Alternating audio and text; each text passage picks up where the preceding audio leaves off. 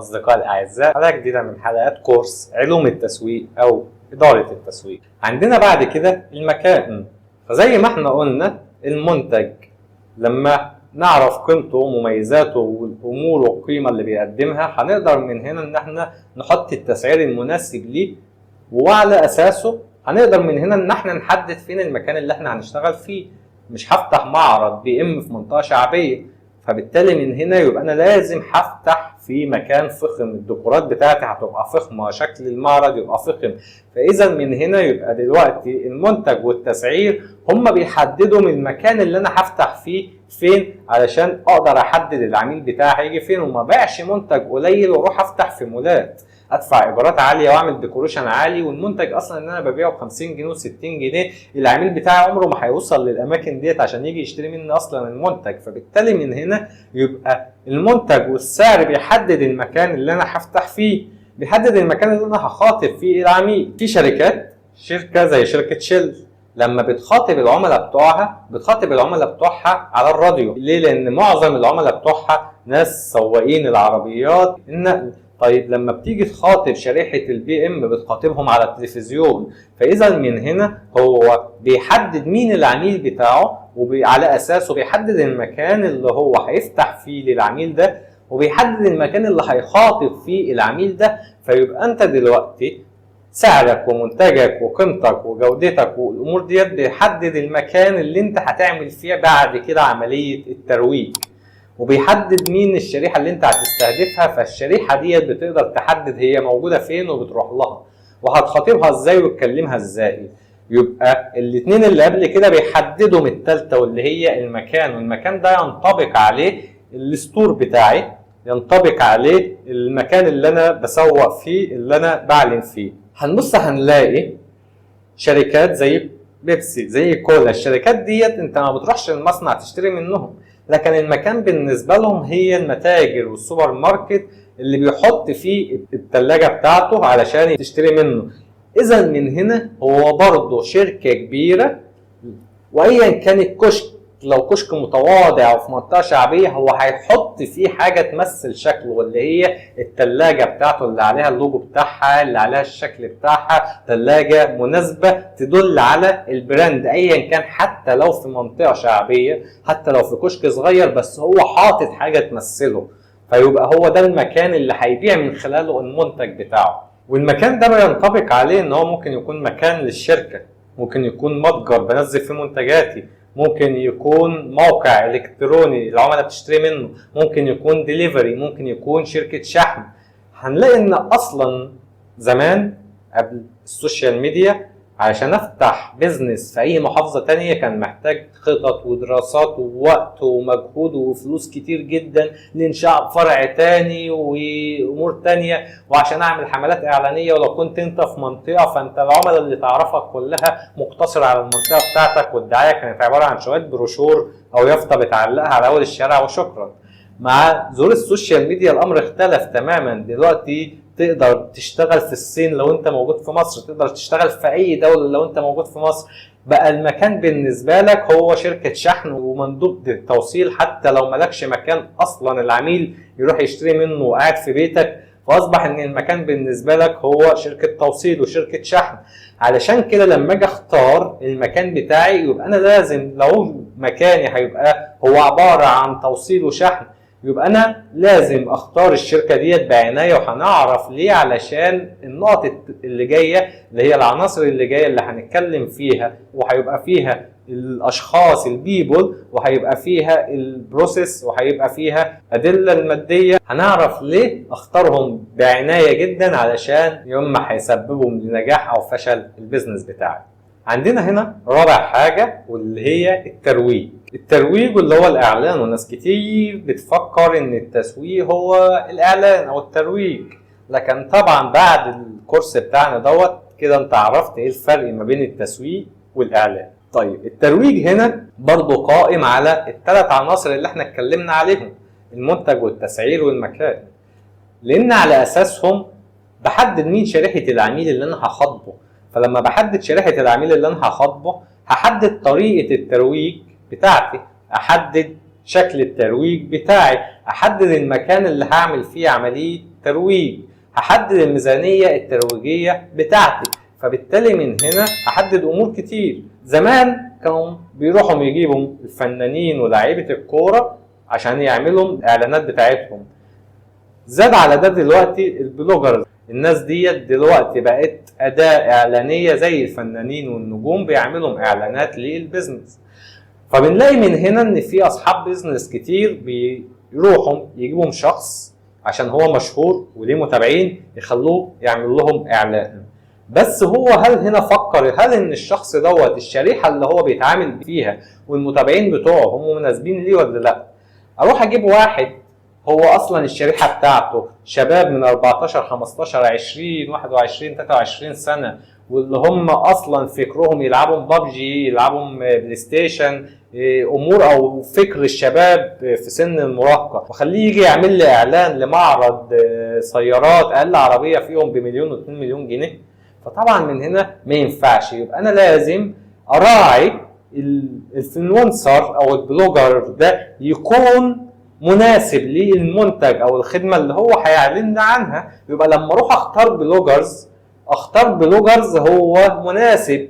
اشوف حد مثلا بيقدم بودكاست، بيقدم كورسات، بيقدم برنامج خاص بالبزنس والشركات، فده يبقى مبدأ اعلانيه مناسبه للبزنس بتاعي ان هو يعمل لي اعلان لمعرض سيارات. ليه؟ لان المتابعين بتوعه هم ناس اصحاب بزنس، ناس اصحاب اعمال، فاذا فيهم الشريحه اللي انا بستهدفها واللي انا عايزهم، فهيبقى ده مناسب بالنسبه لي.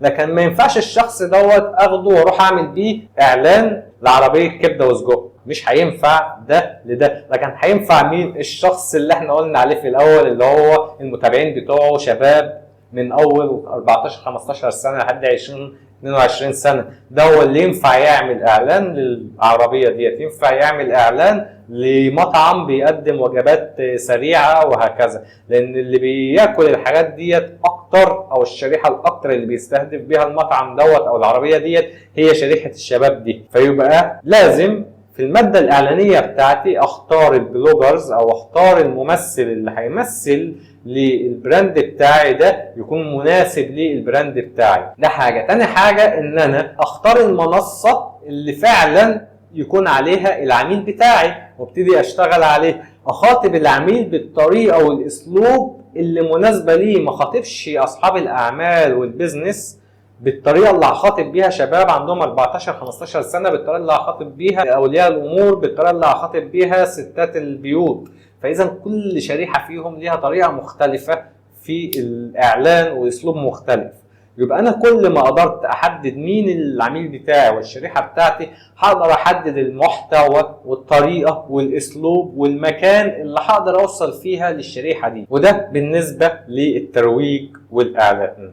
عندنا بعد كده في الترويج والاعلان لما اجي اعمل عروض، لازم اعمل عروض واقعيه ومناسبه، واعمل عروض ما توقعش الصوره بتاعه البراند بتاعي. يعني مش معقول ان انا اكون امبارح ببيع قطعه عامله 1000 جنيه واجي اقول لك عليها سيل النهارده القطعه ديت ب 200 150 جنيه.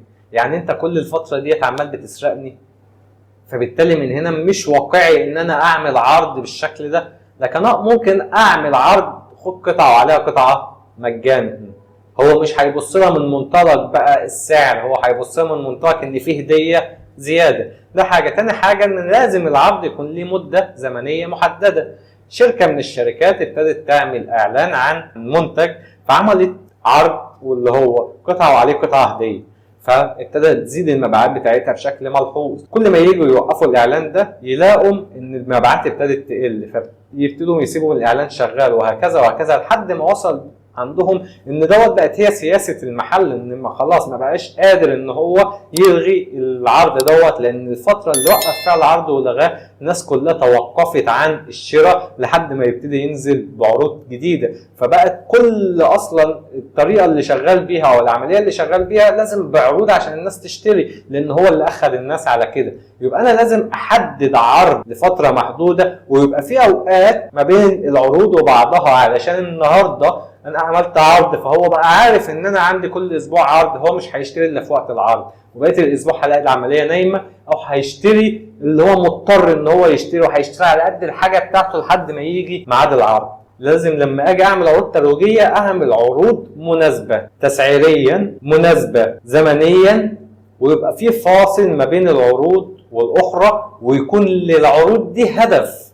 انا عامل العرض ده ليه؟ انا عامل العرض ده علشان ازود مبيعات، انا عامل العرض ده عشان عايز اخلص الكميه اللي عندي واشتري غيرها، انا عامل العرض ده علشان احصل على قاعده عملاء جديده، انا عامل العرض ده عشان انشط قاعده العملاء القديمه اللي عندي، انا عامل العرض دوت علشان عايز اعمل استطلاع اراء عن المنتج او الخدمه، انا عامل العرض دوت عشان عايز اجرب طريقه التشغيل عندي واشوف هيحصل مشاكل مع ضغط الشغل ولا لا. ايه الهدف؟ فلازم يكون في هدف من وراء العروض، ولازم تكون عارف الهدف عشان تقدر تحدد بعد كده هل الهدف دوت حقق النتيجه بتاعته ولا لا.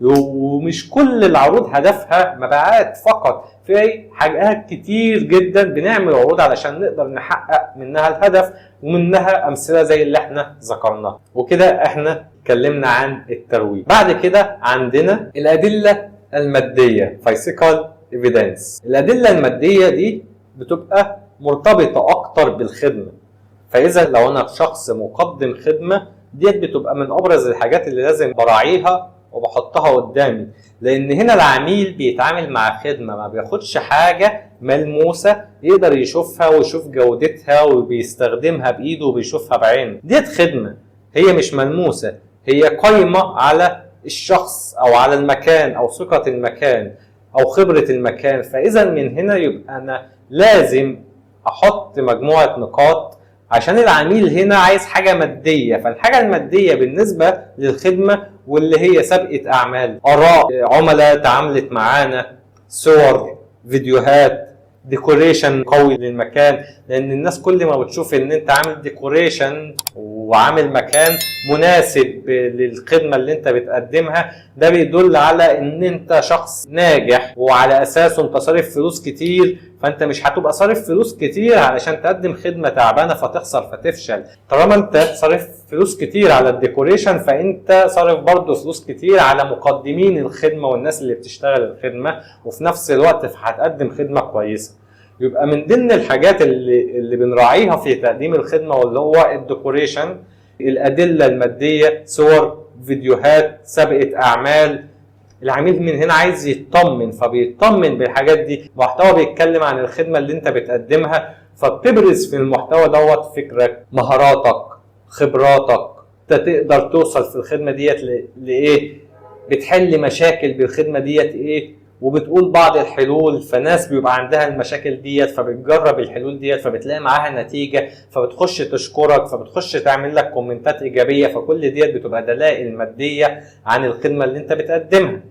طب انا لو بقدم منتج، من ضمن الدلائل الماديه برضو واللي هي خدمه العملاء، خدمه ما بعد البيع. لان انا ممكن اروح اشتري منتج بس بعد كده لما يحصل عندي مشكله الاقي خدمه الصيانه محدش بيرد عليا، عندي مشكله محدش اصلا من خدمه الشكاوى بيرد عليا، خدمه العملاء بتعاملني مش كويس، وهكذا. فاذا من هنا ان من ضمن الدلائل الماديه اللي بتخليني اتعامل مع شركه اشتري منها المنتج فيما بعد هي الخدمات بتاعتها، خدمه الشكاوى، خدمه ما بعد البيع، خدمه الصيانه، وهكذا. عندنا بعد كده بروسيس، والعمليه.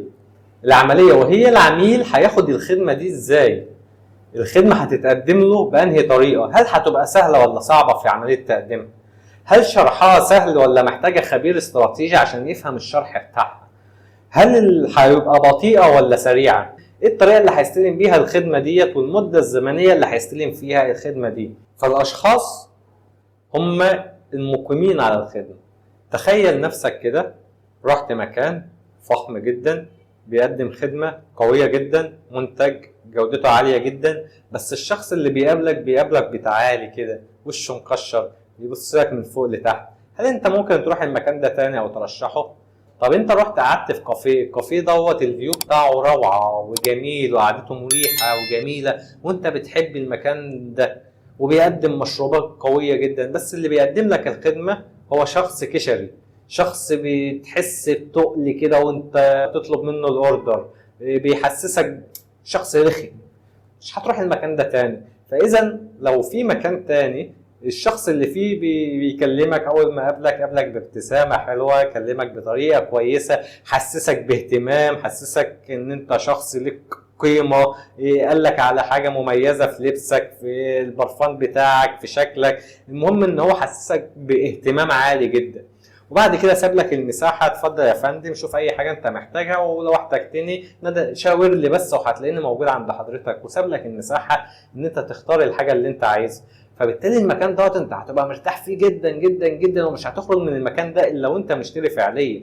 فبالتالي من هنا الاشخاص مهمين جدا، مين اللي بيقدم الخدمه وشكله عامل ازاي، هل الاشخاص ديت بيتم تدريبها بشكل كويس ولا لا، هل الاشخاص ديت على مهنيه عاليه ولا لا، هل الاشخاص ديت اخلاقها عاليه ولا لا، خدمة العملاء اللي بتكلم العميل في التليفون شكلها عامل ازاي، بتكلم العميل بانهي طريقة بانهي اسلوب، هل لو العميل اتعصب هم هيتعصبوا قدامه ولا هم هيمتصوا من غضب العميل، وهكذا. فاذا من هنا اختيار الاشخاص هو 90% من نجاح كل العمليات اللي احنا اتكلمنا عليها في الحلقة. الاشخاص هم السبب في ان هم ينجحهم بعد كده كل العناصر اللي احنا اتكلمنا فيهم او يفشلوها. عشان كده لازم اراعي في العناصر التسويقية بتاعتي دي الاشخاص، مين اللي هيقوم بتقديم الخدمة دي، فكره، توجيهاته، شخصيته، لبسه، طريقته، اسلوبه، اخلاقه، مهاراته، علمه، كل الامور دي بتفرق بشكل كبير جدا في تقديم الخدمة او المنتج عند العميل. الملخص، هنتكلم عن اهم النقاط المميزة اللي تكون استفدتها من الحلقة ديت في كل عنصر من العناصر. اولا عندنا المنتج، يكون المنتج بيركز على حل مشكلة، المنتج يكون بيحل مشكلة حقيقية عن العميل، بيقدم قيمة فريدة. ايه اللي هيميز المنتج عن باقي المنافسين، وايه هي القيمة اللي بيديها للعميل؟ جودة المنتج، الخامات، التغليف، الضمان، الشكل النهائي، شكل تسليم المنتج للعميل، دورة حياة المنتج، هل هو منتج جديد، هل هو منتج في مرحلة النضج، هل هو منتج بيقل الطلب عليه في وقت من الأوقات. وطبعا احنا اتكلمنا عن القيمة واتكلمنا عن الطلب في الحلقات السابقة، فهتكون فاهم اللي احنا بنتكلم فيه ده. هل المنتج دوت قابل للتطوير وفيه استمرارية، ولا هو منتج اصداره قديم ولو اي حاجة فكرة جديدة طلعت هتخلي المنتج دوت خلاص ينتهي؟ مثال زي الدرون لما طلعت لغت المصور اللي بيطلع بكاميرا على طيارة ويطلع يصور من فوق. ولازم افكرك ان العميل ما بيشتريش المنتج علشان منتج، بيشتري المنتج عشان القيمة والافادة اللي هتوضع عليه من ورا المنتج. ولو المنتج مش مناسب للسوق فكل العناصر مش هتبقى مناسبة، محدش هيشتري منتج ملوش قيمة ولا افادة ولا بيحلله مشكلة. اهم النقاط الذهبية اللي لازم تعرفها عن السعر، تسعير حسب القيمة اللي بيقدمها مش بس حسب التكلفة. قارن منافسينك والسعر بتاعهم، هل هيكون غالي ولا رخيص، مناسب ولا مغري. سياسات التسعير عندك، هل هتكون ماشية خصومات، تقسيط، عروض، نفس السعر لكل الناس، ولا في اسعار متغيرة على حسب المكان واللوكيشن والتجهيزات بتاعت كل مكان. السعر هيكون سعر عادي ولا سعر براند، هتبيع على المنتج دوت اسم البراند بتاعك، ولا هتكون بتبيع المنتج على حسب المكان اللي انت فاتح فيه والديكوريشن والرواتب بتاعت العمالة والتكلفة بتاعت الخامات بتاعت المنتج. وهل هيكون سعر بريميوم ولا سعر اقتصادي عشان تحدد مين الشريحة اللي انت هتتعامل معاها. السعر لازم يكون ماشي مع المنتج، يعني جودة عالية سعر مناسب للجودة، ما ينفعش جودة عالية وسعر قليل او جودة قليلة وسعر عالي، لازم الاتنين يكونوا مناسبين لبعض عشان ده هيحطك في شريحة معينة في السوق وهيحدد مين العميل اللي هيتعامل معاه. المكان زي ما اتكلمنا قلنا ان لازم المكان يكون سهل الوصول ليه، لو انا ستور او متجر او المكان يكون سريع التوصيل لو انا بقدم خدمة التوصيل اونلاين وانا ما عنديش مكان معين. انتشار المنتج جغرافيا والاماكن اللي اقدر اغطيها، مش هقول هغطي كل المحافظات والاقي ان في محافظات المنتج ممكن يوصل لها بعد 15 و20 يوم فالعميل اصلا ينسى الاوردر. وتجربة الشراء نفسها من اول ما العميل يخش الصفحة او الويب سايت يطلب هل ده امر سهل ولا صعب، لازم تكون تجربة الشراء نفسها سهلة ومش معقدة. الترويج لازم يكون الترويج ليه رسالة واضحة ومحددة. العروض لازم تكون لها مدة زمنية محددة، وتكون في فترات ما بين العروض والأخرى، علشان لو العميل عرف إن أنا بقدم عروض بشكل مستمر مش هيشتري إلا في وقت العروض، فهضطر إن أنا بشكل مستمر أعمل تخفيضات وعروض. الطريقة المناسبة لكل شريحة أنا بستهدفها، الطريقة والأسلوب لازم يكون مناسبين لكل شريحة. البلوجرز أو المتحدث الرسمي عن البراند أو المنتج بتاعي لازم يكون مناسب للمنتج أو البراند بتاعي، مش أي حد يعمل لي إعلان عن المنتج والبراند بتاعي. الدليل المادي لازم من هنا أغذي المنصات بتاعتي والعميل بدليل مادي، صور، فيديوهات، آراء عملاء، آراء إيجابية في الكومنتات عن العملاء وتكون إيجابية وواقعية فعليا. اقدم محتوى بيتكلم عن الخدمه اللي انا بقدمها، ابرز فيها مهاراتي، مهارات الفريق بتاعتي، اخلي العميل يشاركني ما وراء الكواليس، يوم العمل بتاعي بيبقى ماشي ازاي، ابتدي اديله امور يخليه يثق فيا ان انا هقدر اقدم له الخدمه بتاعتي ديت بشكل كويس. عندنا العمليه لازم تكون تقديم الخدمه بشكل سهل، العميل بيفهم الخدمه بتاعتي بشكل سهل، الخدمه بتاعتي بقدمها بشكل سريع ومناسب للعميل، ما يكونش في امور معقده لحصول العميل على الخدمه بتاعتي. الاشخاص لازم اختار الاشخاص بتاعتي بعنايه، وابقى عارف ان الاشخاص دولت هم سبب نجاح عناصر التسويقيه كلها. الاشخاص ده هو هيخلي العميل يجي او يمشي، الاشخاص ديت هي اللي هتخلي العميل يستمر ويبقى ليه ولاء عندي، او العميل دوت يتكلم عني بطريقه سلبيه. لازم اختار الاشخاص بعنايه من حيث فكرهم، خبراتهم، واهم حاجه اخلاقهم، لان اي عمليه او اي خبره هيقدر يتعلمها لكن مش هيقدر يتعلم الاخلاق، لكن اللي عنده اخلاق هيقدر بعد كده اعلمه ازاي يقدر يبيع المنتج او يخدم العميل. وبكده نكون وصلنا لنهايه الحلقه بتاعتنا النهارده. هي حلقه كبيره لكن دسمه فيها معلومات كتيره، وان شاء الله اشوفكم في الحلقه الجايه باذن الله.